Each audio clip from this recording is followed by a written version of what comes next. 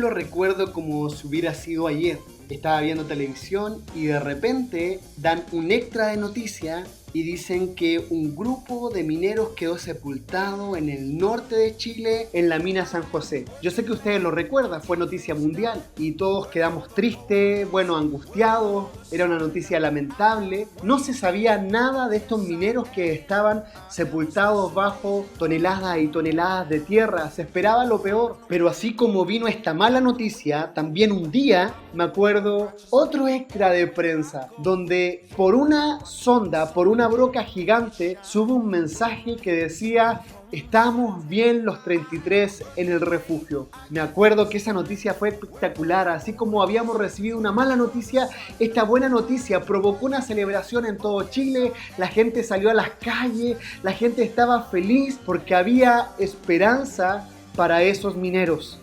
Mi nombre es Guido Maldonado y les quiero dar la bienvenida a este nuevo capítulo del Cuchitril del Saber llamado Teología Underground. El tema que nos convoca hoy día es el tema de la buena noticia. ¿Cuál buena noticia? El Evangelio. Así que no te saques los audífonos, no apagues el receptor, no te desconectes del computador, no apagues tu smartphone y quédate aquí en Teología Underground. Si te llamas a ti mismo evangélico, seguramente pensarás que la pregunta ¿qué es el Evangelio? Es algo irrelevante, algo que no importa mucho, que no es importante, que es el nombre de la religión que seguimos y por algo nos llamamos evangélicos porque creemos en el Evangelio. Todos asumimos que esta pregunta debería tener la misma respuesta en un grupo de personas que se llaman a sí mismas cristianos evangélicos o cristianas evangélicas. Pero lamentablemente, amiguitos, no es así. Si preguntamos a 25 personas sobre qué es el Evangelio, te aseguro, te lo doy firmado, es más, te apuesto, no, eso es pecado, pero te aseguro que vamos a tener 25 respuestas diferentes. Y esto se debe a que muchas veces asumimos que creemos que conocemos el Evangelio y que no necesitamos profundizar o reflexionar más sobre él. Cualquiera que sea tu postura sobre la necesidad de reflexionar o no en el Evangelio, quiero llevarte a la Biblia para que veamos la importancia del Evangelio.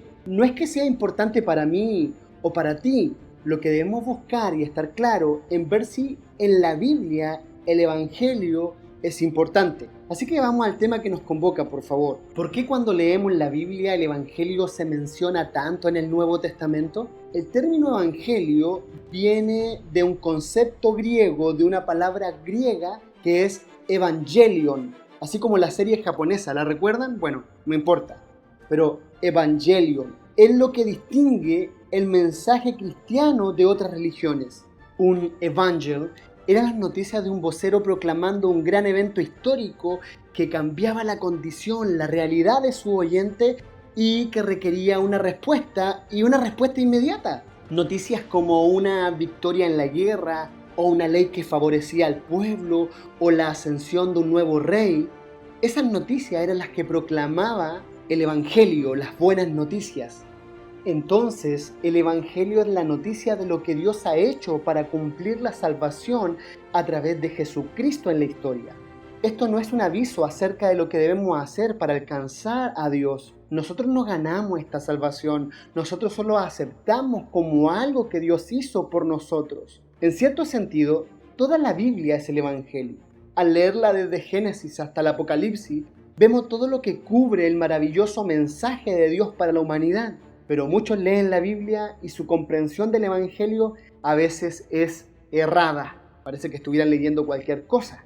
No están claros o simplemente están equivocados y resumen la fe bíblica en mera religiosidad o moralismo, en un montón de reglas. Algunos hablan del Evangelio en términos del favor de Dios derramando prosperidad financiera. Otros describen una utopía política socialista en el nombre de Cristo. Y otros hacen hincapié en seguir a Cristo, proclamar su reino y buscar la santidad. Algunos de estos temas, aunque pueden ser bíblicos, ninguno de ellos es el Evangelio. Afortunadamente, encontramos pasajes bíblicos que nos dicen y explican claramente lo que es el Evangelio. Por ejemplo, el apóstol Pablo dice en 1 Corintios 15, del 1 al 4, «Ahora, amados hermanos, permítanme recordarles la buena noticia. entre paréntesis el Evangelio, que ya les prediqué. En ese entonces lo recibieron con gusto y todavía permanecen firmes en ella, en esa buena noticia. Esa es la buena noticia que los salva si ustedes siguen creyendo el mensaje que les prediqué, a menos que hayan creído en algo que desde el principio nunca fue cierto. Yo les transmití a ustedes lo más importante y lo que se me había transmitido a mí también. Cristo murió por nuestros pecados, tal como dice en la Escritura. Fue enterrado y al tercer día fue levantado de los muertos, tal como dicen las Escrituras. Pablo les recuerda a los creyentes de Corinto el mensaje del Evangelio y su relevancia, que es integral en la vida. Ellos lo recibieron, ellos están cimentados en él, ellos están siendo salvos por él. Estos beneficios divinos y poderosos fluyen en la vida diaria mientras se aferran a la palabra del Evangelio que Pablo les dio. Los corintios no merecían tal bendición, porque estos corintios se las traían. No eran moralmente correctos, ni religiosamente sacros, pero el Evangelio anuncia la gracia de Dios en Cristo para los que no la merecen. Y creo que estamos dentro de ese grupo. Y creo que nosotros no somos muy diferentes a los creyentes de Corinto, a esta iglesia bien particular. El único fracaso catastrófico de los corintios sería la incredulidad. Con tantas cosas buenas que decir sobre el Evangelio, no es de extrañar que Pablo lo califique como de primera importancia en sus prioridades. ¿Qué es entonces el Evangelio? Primeramente, el Evangelio es la buena noticia de Dios, que Cristo murió por nuestros pecados. Cristo murió por nuestros pecados. La Biblia dice que Dios creó a Adán sin pecado, apto para gobernar y administrar sobre una creación buena, una creación impecable, nuevecita de paquete. Entonces, lamentablemente, Adán junto a su esposa se separaron de Dios. Y no solamente ellos, sino que arrastraron a toda la humanidad con él a la culpa, a la miseria, a la ruina eterna, y no solamente eso, sino que al infierno. Nosotros hemos ratificado esa condición de pecado, porque hasta el día de hoy, todos los que estamos escuchando, si somos honestos, pecamos a diario. Pero Dios, escucha esto, pero Dios, en su gran amor por nosotros, unos rebeldes sin causa, ahora totalmente indignos de Él, envió a un mejor Adán, que vivió la vida perfecta, que nunca ninguno de nosotros hemos vivido. Murió la muerte criminal que nosotros merecíamos, que nosotros debíamos haber tenido. ¿Quién es ese segundo Adán? Te lo voy a decir con un megáfono. Cristo. Cristo murió por nuestros pecados, en el sentido de que en la cruz Él expió, Él pagó por los crímenes que hemos cometido contra Dios, nuestro Rey. ¡Wow! Jesucristo murió como nuestro sustituto. Absorbió en sí toda la ira de Dios contra la verdadera culpa moral de su pueblo. Imagínate, nos merecíamos, así como en Dragon Ball Z, el gran Kamehameha de Dios. Pero Jesucristo fue el gran escudo humano donde recayó todo nuestro castigo. Él pagó en la cruz por nuestros pecados y por nuestra maldad. El Señor Jesús no dejó deudas sin pagar. Él mismo dijo en Juan 19:30, consumado es. Y siempre diremos, el Cordero que fue inmolado es digno. Segundo, el Evangelio dice, Él fue sepultado. Esto hace énfasis en los sufrimientos y en la muerte de Jesús, que fueron completamente reales. No fue algo metafórico, no fue algo mitológico como nos quieren hacer creer. Esto fue real. Él lo sintió, Él lo vivió, Él lo experimentó. Así que Él, siendo Dios, se vistió de humanidad, lo que la teología llama la doctrina de la encarnación. Después de matarlo, sus enemigos se aseguraron de que todos supieran que Jesús estaba muerto y acabado. En el infierno me imagino que estaban haciendo fiesta. Pero no solo la muerte de nuestro Señor Jesucristo fue tan definitiva como la muerte puede ser, sino que también fue humillante. Isaías 53:9 nos dice que se dispuso con los impíos su sepultura. En su asombroso amor, en su maravilloso amor, en su extravagante amor, perdóname que sea tan enfático, Jesús se identificó por completo con pecadores enfermos y depravados como los seres humanos, sin omitir nada. El Evangelio dice, Él fue resucitado al tercer día. Hace años el tío Lewis Johnson dijo lo siguiente, la resurrección es el amén de Dios, al consumado es de Cristo. consumado es.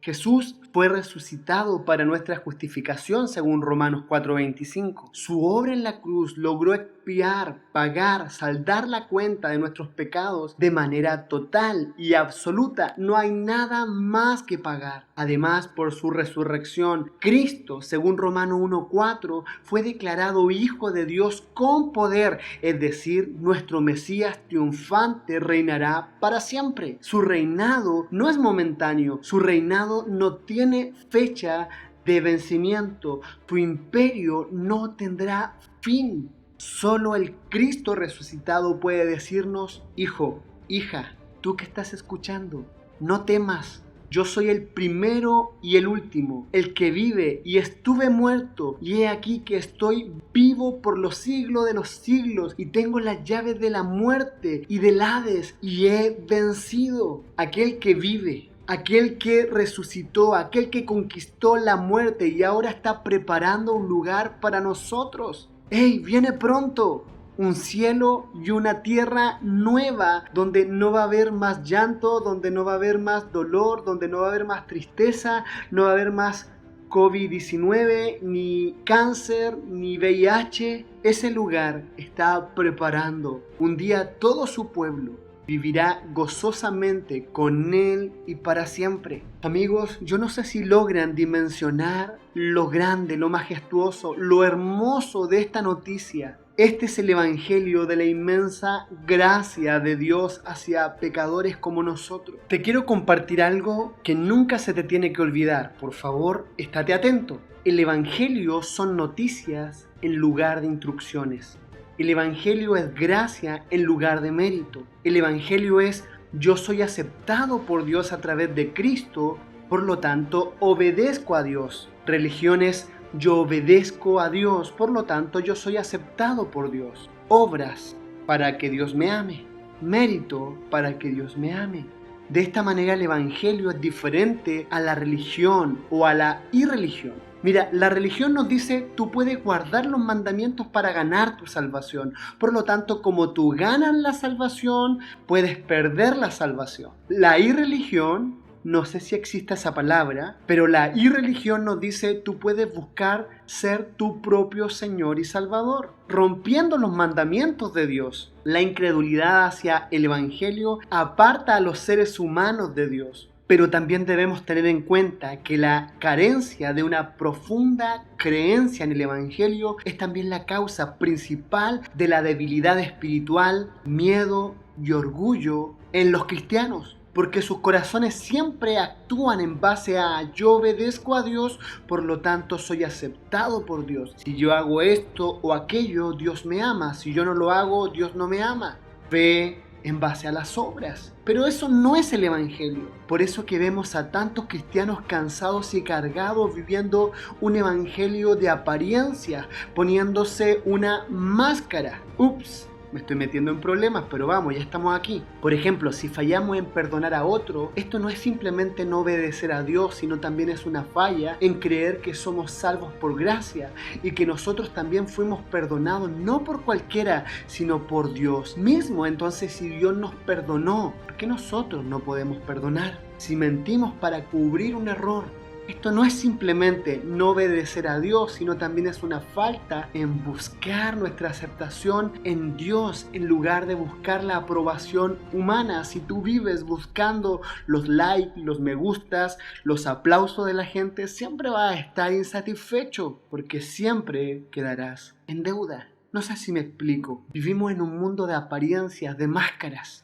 donde muchos están más interesados en dar una buena impresión a los hombres que agradar a Dios. Si creemos que al completar ciertos pasos, ritos, cursos, métodos, mandamientos, vamos a alcanzar la salvación y el favor de Dios, estamos sumamente equivocados. Somos salvados, escucha esto. Somos salvados por creer en el evangelio, solo por Cristo. Te lo digo en latín: solus Christus. Creer en el evangelio no solo es el camino para conocer a Dios, sino también es el camino para perseverar en nuestra fe. El evangelio es cambiar al débil en fuerte. Cristo ganó nuestra salvación a través de su poder. alcanzó poder a través de la debilidad y servicio, obtuvo riqueza a través de entregarlo todo y despojarse de su naturaleza para tomarlo todo.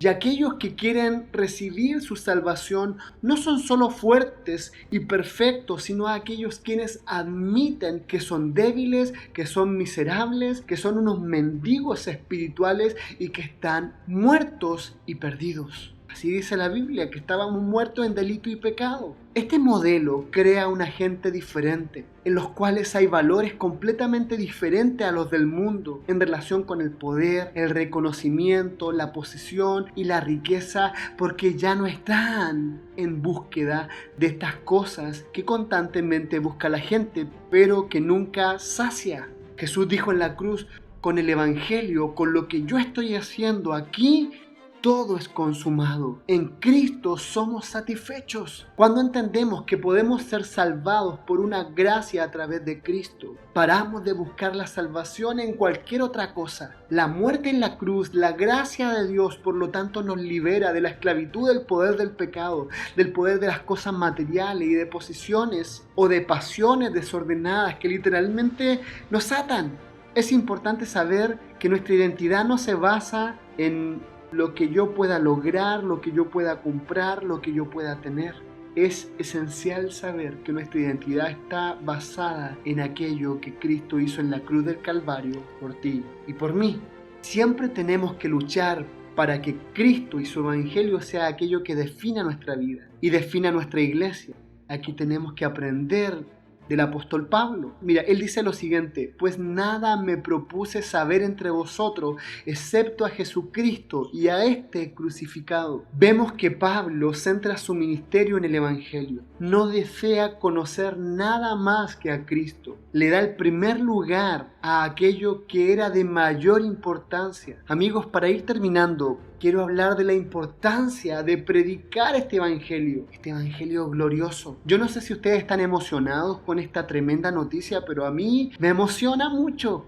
Romanos 10:14 dice: pero ¿cómo pueden ellos invocarlo para que los salve si no creen en Él? ¿Y cómo pueden creer en Él si nunca han oído de Él? ¿Y cómo pueden oír de Él a menos que alguien se los diga? Como cristianos debemos ser portadores de esta buena noticia. Necesitamos compartir el Evangelio. Seríamos unos miserables, seríamos las peores personas del universo. Le puse color, ¿cierto? Bueno, las peores personas del planeta Tierra si no compartimos esta verdad gloriosa, esta buena noticia. ¿Has escuchado alguna vez la frase de Francisco de Asís que dice algo así: predica el Evangelio en todo momento y si es necesario usa palabra? Suena bonito, ¿cierto? Pero es una frase que habla sobre frutos e invita a tener una fe productiva. ¿Pero será correcto este pensamiento? El razonamiento, según Francisco, va así: da frutos de cristiano para captar la atención de la gente, y así cuando la gente te pregunte si eres cristiano o qué crees, entonces usa palabra y predícale el Evangelio. ¿Qué pasa si nadie nunca te pregunta? ¿Qué pasa si la gente a tu alrededor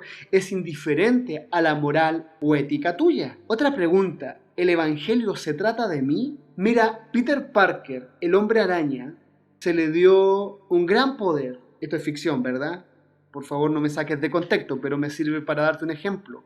Pero un gran poder conlleva una gran responsabilidad. Amigos, amigas, el Evangelio es poder, no mi testimonio, aunque mi testimonio me puede abrir puertas para predicar el Evangelio, pero el Evangelio en sí mismo es poder. ¿Cómo callar sobre una salvación tan grande y esperar a que la gente nos pregunte al respecto? La gente no debería tener que descubrir si es que soy o no soy cristiano. Yo debería decirles que lo soy y hablarles el Evangelio con mucha urgencia, pero con sabiduría y confiando en Dios. Lo mejor que puedes hacer por alguien, si es que de verdad amas a alguien, es predicarle el Evangelio. La Biblia muchas veces señala que el primer fruto público de haber recibido a Cristo como Señor y Salvador es proclamar el Evangelio. Puedes tener a Cristo en tus palabras sin tenerlo en tu vida, pero no puedes tener a Cristo en tu vida sin tenerlo también en tus palabras. Me asombran las personas que dicen que aman a Jesús, pero no hablan de Él a menos que la gente les pregunte. De la abundancia del corazón habla la boca. Te quiero preguntar, ¿quién está habitando en tu corazón? Porque si no estás hablando de Cristo, a lo mejor Cristo no está habitando ahí. De la abundancia de tu corazón van a hablar las redes sociales. Mira, si los cristianos aman y dan frutos, pero no predican el evangelio con palabra, entonces el mundo nunca sabrá por qué aman y no estarían amando y dando frutos en realidad. Te quiero hacer un llamado a que siempre estemos predicando. Estamos llamados a ser misioneros en todas partes. A veces creemos que ser misionero es un grado honorífico para gente de élite. No. Mira, nosotros somos peregrinos y extranjeros. Todos los que escuchan este podcast son misioneros. De verdad, aunque no lo creas. Y un misionero de verdad sabe mejor que nadie que predicar el evangelio con acciones, pero sin palabras es igual a predicar nada. Mira, algunos testigos de Jehová, algunos mormones, incluso algunos satanistas tienen una moral impecable, que son ejemplares como ciudadanos. Pero ¿de qué serviría ir a un barrio pobre, llevar comida y no hablarles de Jesús? Solamente les vamos a quitar el hambre física, que no deja de ser importante. Muy bien, hagámoslo. Pero también hay un hambre espiritual, hay una sed espiritual y Jesucristo es el agua de vida. Con todo esto, no estoy diciendo que no es importante dar fruto y hacer buenas obras. Si somos cristianos, daremos frutos. Eso dice la palabra. Las buenas obras y un carácter que cada día es como el de Jesús adornan nuestra predicación y las hacemos porque ya somos salvos en agradecimiento de Dios. Lo que digo es que los buenos frutos deben confirmar en nuestra vida las palabras que decimos, no sustituirlas, no cambiarlas. Así que predica el evangelio y si puedes usar un megáfono, úsalo. Mira lo que dice 1 Corintios 1:21. Agradó a Dios salvar a los creyentes por la locura de la predicación. Contertulios, amigos, hermanos de Teología Underground, qué glorioso es el evangelio. No sé si logras contemplarlo, pero no podemos callar esta buena noticia. Hay muchos que están todavía en el fondo de la mina. Espero que hayan disfrutado este capítulo. Si tú nunca habías escuchado del Evangelio, te invito a que puedas, ahí donde te encuentres, decirle a Jesús que sea parte de tu vida. Es más, que sea el Señor de tu vida y que crees lo que Él hizo por ti. Damos gloria a Dios por el glorioso mensaje, por esta tremenda buena noticia del Evangelio. Nos estamos viendo, nos estamos escuchando, nos estamos sintiendo en otro capítulo de Teología Underground. Para terminar, quiero recomendarles el libro El poder y mensaje del Evangelio de Paul Washer. Chau.